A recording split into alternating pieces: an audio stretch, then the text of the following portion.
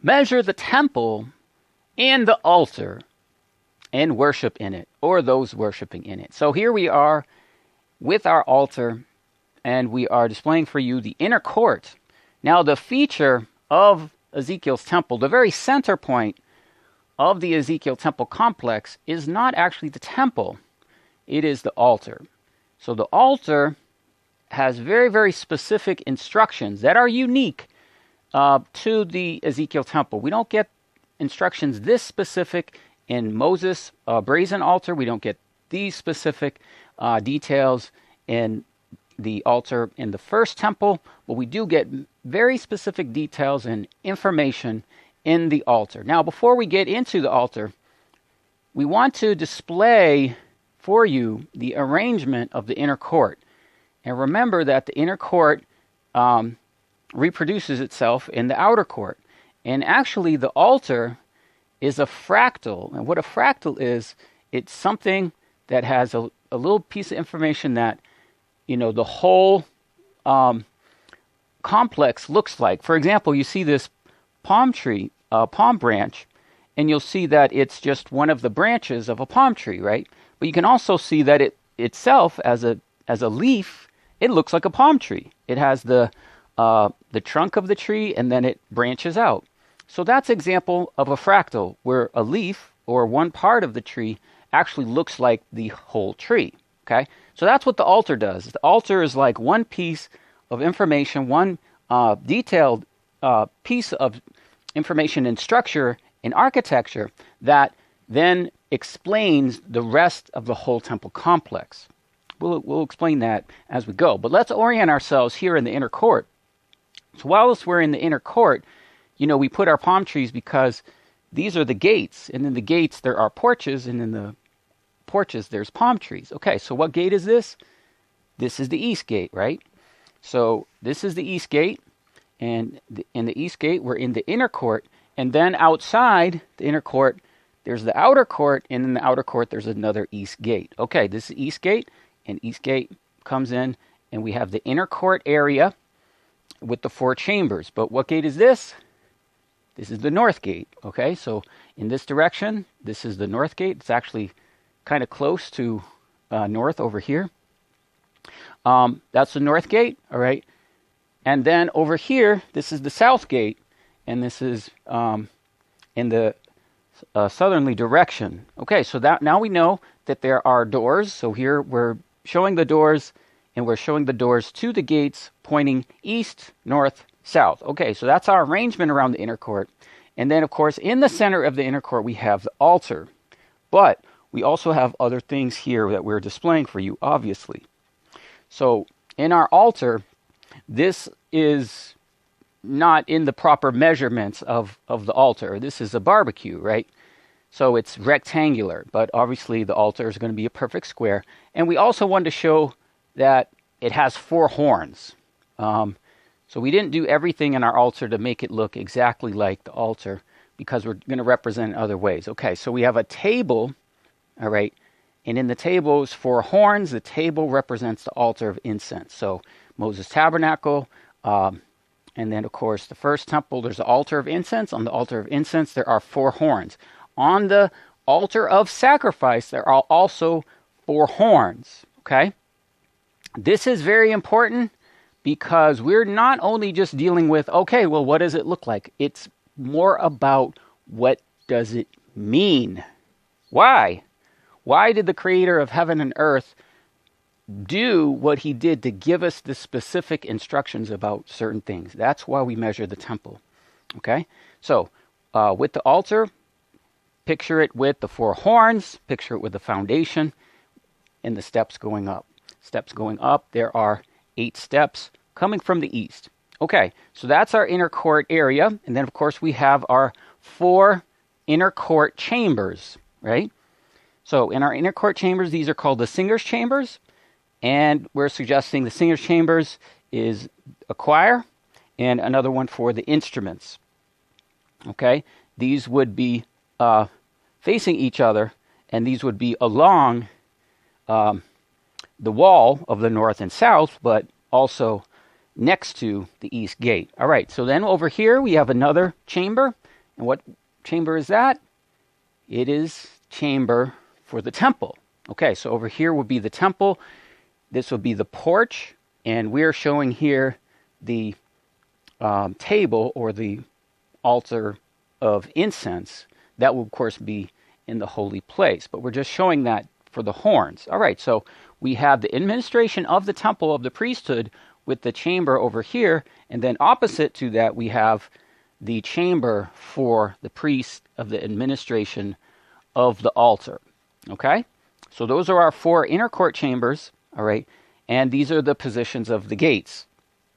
All right, so we must do that to realize that everything that's happening here, it of course reproduces itself in the outer court. Okay, so in the outer court there's also 4 buildings in the 4 corners. We're going to call those boiling houses. There's also gates. There's the east gate, north gate, south gate. So we see that many of the things that we see here in the inner court, we see in the outer court as well. Okay, here's our altar. And what we're going to now do is go over the measurements and read in the, of course, English translations, but we're also going to refer to Hebrew and Greek and also look at what they have to say here, because it is quite advanced what is happening with the altar, even though it might look very simple. All right. But that's why we do this studying, because you will not really understand how to measure the temple, the altar, unless you go to the original language. Okay. Now, what we're doing here, of course, is we are looking straight down. And in our animation, in our 3D, we actually don't have all the design elements of the altar fitted in place, because really our goal was the overview of the whole temple complex. And we didn't actually get into all the minute details of the altar. But essentially, we're looking straight down. As you can see, you would have a grate on the inside. And here are the 4 horns. Okay, the 4 horns in the 4 corners. So we have a section here. From end to end is 12 cubits. Then we have another section here, which adds an additional cubit. All right, so that goes from 12 to 14. All right, and then we have another outer section, and really the outer section is half a cubit. All right, and it has a border on it. Okay, so we're going to explain all that. We're going to get into the details. Here you can see that the steps, these are leading towards the east. Now, some of the things I want you to notice is, yes, okay, we have the settle, all right, and we have this boundary here on the outside. And the other, now this is our top view, all right, but the other thing that's going on is that if we look at this, we also see the fractal, and the fractal is the microcosm of the whole temple complex, where you see the four horns are in the four corners. All right, and then we have this border, this lip that goes around. Okay, this relates to what we see in the whole temple complex, which we see here. And before, where we saw the four horns, now we see the four boiling houses in the four corners. And there is also a boundary, which if you look there, maybe we'll do a zoom in. Okay, because this boundary is going around the whole complex. It's right here. And it's going around the whole area. And this is described as a wall boundary. Okay, but this is going to play very important information for us when we look at the measurements of the altar. Because keep in mind, everything that we're looking at, it relates to something else. It's all interconnected. It's all in absolute perfect order.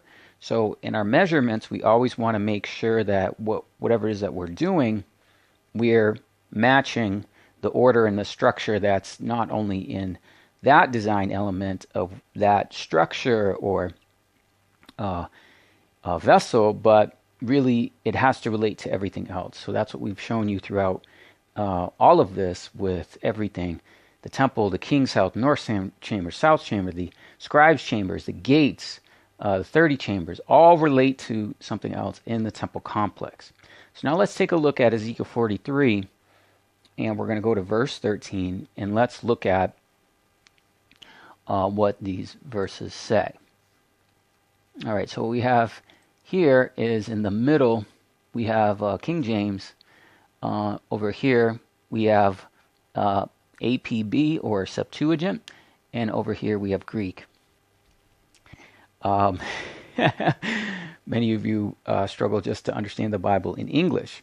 So we must make it even deeper by going into the other languages, which is very important for us, okay? You don't have to learn the other languages, but we want to look at the Septuagint view because they have provided great insight into basically a Greek translation for us, which is awesome. So let's just read at first here. So we're at the dimensions of the altar, we see there, and this is, these are the measures of the altar after the cubits. The cubit is a cubit and a handbreadth. Now this is really important. We had talked about this earlier about the temple measurements and how a cubit is 25.2 inches. So this statement of the great cubit or a cubit and a handbreadth of what it's saying here is repeated.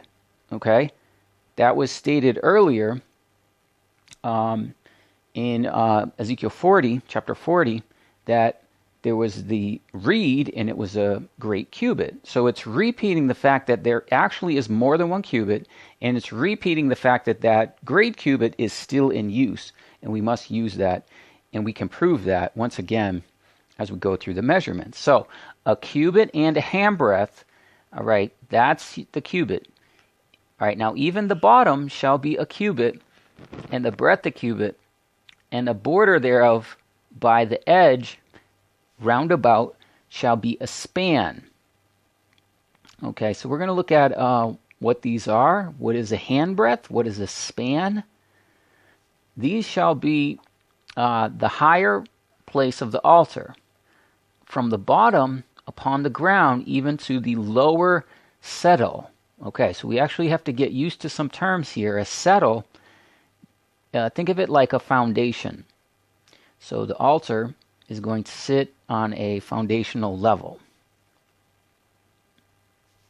Okay, and so here we can get the visual of what it is we're talking about, and that is that this distance here, all right, there's a lower settle and an upper settle. Now those are essentially the foundation, okay, and then we have the upper section here, and this is hollowed out. Now in order to work through this, let's get our graphic over here and continue reading. All right. And from the bottom upon the ground, so the bottom level, even to the lower settle shall be 2 cubits, and the breadth 1 cubit, from the lesser settle even to the greater settle. So our view in that is that what it's saying is that we have one settle, and its height is 2 cubits, and we have another one whose height is 1 cubit. And so the altar shall be 4 cubits. Okay? Now, I want you to notice that there's actually 2 words for altar. All right, so the word here for altar is Ariel. And then we have another word for altar. Let's go look at it. These are the measures of the altar here in verse 13. And here we can see it's Misbeh. All right, so this is the common word for altar, as you can see, translated into the word altar 402 times. But then we have another word for altar in verse 15. So the altar shall be 4 cubits. So what this is saying is that, yes, this is an altar, but it's actually using some specific terms about sections of the altar. So the hollowed out section here is a hearth or an Ariel, okay? And that's what we can see here. If we look at this word is Ariel, and it's a variation, okay, of Har-El, hearth, and also Ariel. So Har in Hebrew means mountain, okay, like Armageddon. Har, mountain, Megiddo. But what this is saying that it is the mountain of El, God. So yes, even though this is an altar, it is actually describing it in its name as the mountain of God. So that's important because we believe that that is significant. There actually is a name as well, Ariel, throughout the scriptures as well. But Ezekiel uses this term to describe this section, okay, of the altar. And what happens is the Septuagint shares this wording, and they don't translate the word, they leave it Ariel, okay, for the altar. They have it as a hearth. So that's important distinction as we just kind of read through here, and you'll see the altar shall be 12 cubits long and 12 broad. So now when it says the altar, what it's talking about is it's talking about this section here, which is the Ariel, which is the upper section. This is 12 cubits from here to here, 12 cubits to here. Here it's 12 cubits perfect square. Okay, a square on all 4 squares thereof, or sides thereof. And the settle shall be 14 cubits long and 14 cubits broad. All right, so now we get the settle, and that's this section here. And so this distance from this corner here to this corner here is 14 cubits. And the border about it shall be a half a cubit, and the bottom shall be a cubit about, and its stairs shall go towards the east. So here's the stairs going towards the east, and really this section here is a half a cubit, but it has a molding on it. It has a molding on it, and this is where we want to take a moment and go back over what's going on here. This is deep, and this is very significant. So let's work back and go back to its description of the measures of the altar, and let's talk about this molding. Okay, if we read the Septuagint, and it describes this, it says the recept depth of a cubit, and a cubit in its breadth, and the molding upon the lip round about a span. Now, if we look at the word settle here and refer to the Hebrew, you can see this word is Azarah. Okay, Azarah.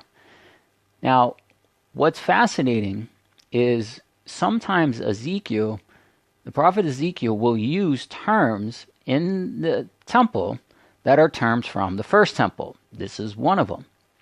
Okay, so for example, if we just do a search for this word, you can see that it is in 2 Chronicles chapter 4, verse 9, and 2 Chronicles chapter 6, verse 13. Okay, so what is this word? Well, we saw that this word meant a settle, okay, or a foundation. And this is the same thing in the first temple. Furthermore, he made a court for the priests and the great court and the doors of the court. So here this word that we're looking at, settle, is actually a court. It is the great court, is the great outer court in the first temple. All right, so that's fascinating to us. The reason why is because we believe that there is a direct relationship between this border and the outer court. Okay, so we were talking about earlier that there's a border both on the altar and then there's a border on the outer court. So let's look at the outer court again. Okay, here, and again we have this border going around the wall area that goes around the whole temple complex. Now, we know that the thickness of this wall is 6 cubits. Now, we also know that the distance from one corner to the other corner is 500 cubits. Okay, so we have the thickness of a wall, 6 cubits, and we have the distance from corner to corner of that wall on the outside of the complex is 500 cubits. Okay, let's do the math. We have 6 cubits, and we divide that into 500, and that equals 0.012. So what that means is the percentage, all right, of the thickness of the wall in relationship to the distance of the wall is 0.012. Okay. So what we believe is that this would actually hold a relationship between the whole temple complex and the altar itself. So that on the altar, there would be a boundary and a molding. All right, so that molding will be here. All right, so now let us take our measurements and let us see what that molding is. Okay, so our outer distance, okay, end to end, 15 cubits. All right, so we have 15, and we multiply that by 0.012, and that's 0.18. Okay, 0.18. Now that's a portion of a cubit. Okay, this is not a inches or feet. So now let's convert that into inches and multiply this times 25.2. That's the number of inches in a cubit. 0.18 times 25.2 equals 4.536 inches. Okay, so what this means is that our molding, our border that is going around the altar is 4.5 inches. Okay, well that's amazing. But what does this prove? What is the purpose of this? Well, the point of this is to make sure that our measurements are right, everything is in perfect order and perfect relationship. So, if we know that this here is 4.536, let's subtract this from our 25.2 inches in the cubit, and you will see that it is 20 inches, 0.664. Now what this is this proves that the exact boundary is a percentage of the handbreadth in the increase of a cubit.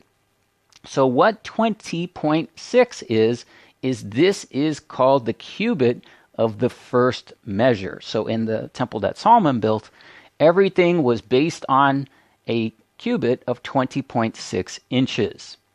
Okay, so we just took that and found that the proportions of the outer court relate to those of the altar and determine the precise calculation to determine that this is perfectly our cubit. Okay, so I'll show you where that is in Ezekiel. Okay, the cubit is a cubit and a handbreadth. All right, so we know that what this is talking about is we had the cubit that was the early cubit of the first temple, but it's a cubit and a handbreadth. And then we found out the handbreadth is 4.5 inches. Now let's work through once again what it is we just saw with the settle. So we saw that there were settles and a foundation to the altar, and we saw that word settle, azar in the Hebrew, is a meaning of surrounding, an enclosure, also a border. And we found, of course, this ledge or molding that surrounds the Ezekiel temple altar, right? We also found the same exact word that's only used twice. It's only used the ledge of the altar. It's only used on the great outer court of the first temple. Okay, so we take this molding that is part of this settle, and here you can see molding, and we have the outer court that has 6 cubits. So we take the proportions of the wall to the length of the wall, and we get 0.012. Now the length of the altar is 15 cubits. So we take the 15 times 0.012, and we get 0.18. Okay, so this is the proportion of a cubit that the molding is. It's 0.18 of a cubit. All right, a cubit has 25.2 inches. So we take 0.18 times 25.2, and we get 4.5 inches, basically, okay? So 4.5 inches. Now, this was important to us because we realized this is coming very close to what we'd expect to add to the old cubit, or the cubit of the first measure in the first temple.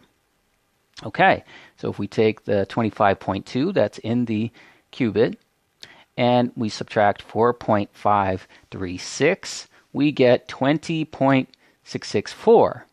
All right, we know this is the cubit of the first measure. So we know that our proportions and our math is correct. And we're taking the principle that the whole temple complex is factored into the altar itself. That's called a fractal. That's what we were explaining earlier about a leaf on a tree. Looks like a tree, but it's a leaf. Well, it's a fractal. So the altar is the same thing. The altar is a fractal of the greater complex, and we believe that this proportion of what it's talking about would also relate to New Jerusalem, and it does. So if we do the same thing and we take 144 cubits, which is in the wall of Great Jerusalem, divide that into 0.012, we get 12,000. And New Jerusalem, the wall is 12,000 furlongs. Okay? So we knew something was going on here. We have a relationship in the math between the temple complex, the altar, and New Jerusalem, proving that the Ezekiel temple is a precursor and happens before New Jerusalem. That's a major part of why we measure the temple and the altar. Now, in Revelation 11:1, John is given a reed to measure the temple and the altar. Now, the border that we just described to you, that you see on the outside of the temple complex, is a reed. Okay? Now, we also can see that that reed is proportionally the same as the molding of the altar. Okay?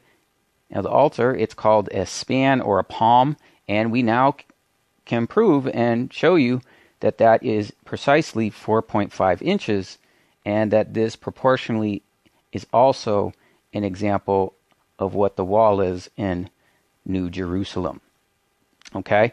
So that's why it's so important that not only do we just measure and think we understand what it means, but take what it is that we measure and see if it relates to something else, to get understanding of the prophetic story of what the Most High is communicating to us in sacred architecture. That's the whole purpose of this series. So here you can see the inner court, and you see the 4 buildings, you see the gates, okay, and there you see the outer court, and then we had the wall, which we were able to see.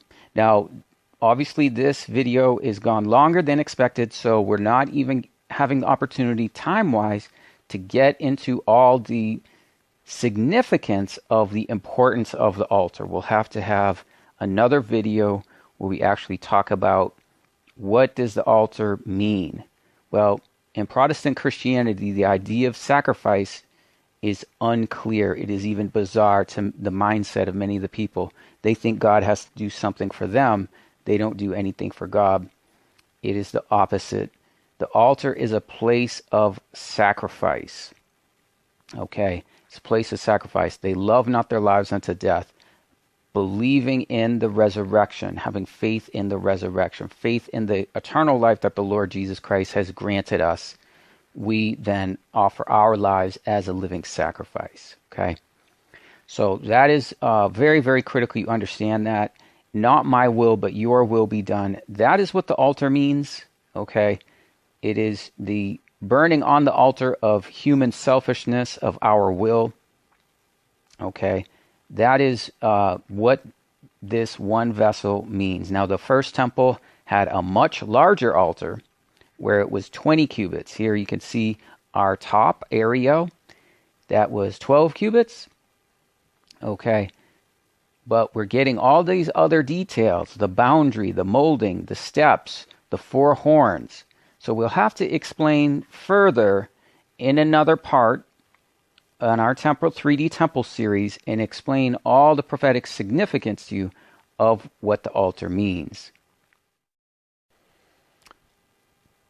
Measure the temple and the altar and those worshiping in it. So very excited again to have the opportunity to share, to have the opportunity to display the inner court, the opportunity to study and to watch closely for the second return of the Lord Jesus Christ, when the altar is once again dedicated, the temple is dedicated, the angelic orders of the hosts of heaven administer around the throne in the very orders that we were shown through the Moses tabernacle and first temple of the house of David.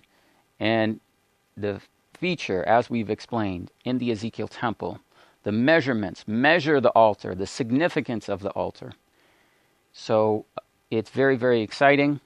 And as we are showing you here, we are to place ourselves on the altar as a living sacrifice.